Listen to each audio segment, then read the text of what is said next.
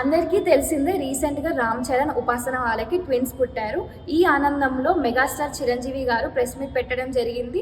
ఆనందం వ్యక్తం చేసుకున్నారు మనందరికీ. ఈ నేపథ్యంలో నెటిజన్స్ కొంతమంది బ్యాడ్ కమెంట్స్ ఇంకా నెగిటివ్గా మాట్లాడడం జరుగుతుంది. ఒక కమెంట్ మీకోసం చదువుతాను.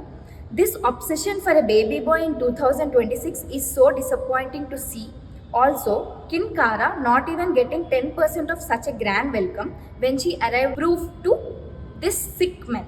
సో ఇలా బ్యాడ్ కమెంట్స్ రావడం ద్వారా ఎప్పుడు స్పందించని మెగాస్టార్ కోడలు లావణ్య త్రిపాఠి ఒక ట్వీట్ రిలీజ్ చేశారు. ఏమని అంటే, మీ పోస్ట్ అభ్యంతకరంగా ఆనందకరమైన క్షణాలను తుడిచిపెట్టేలా ఉంది.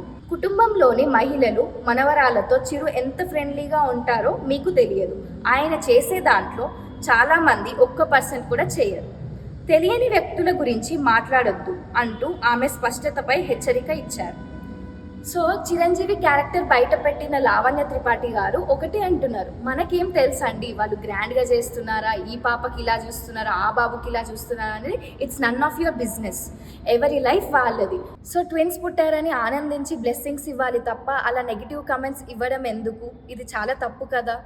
అలాగే లావణ్య త్రిపాఠి గారు ఇచ్చిన ట్వీట్పై మీ అభిప్రాయం ఏంటో కమెంట్స్ ద్వారా తెలియజేయండి.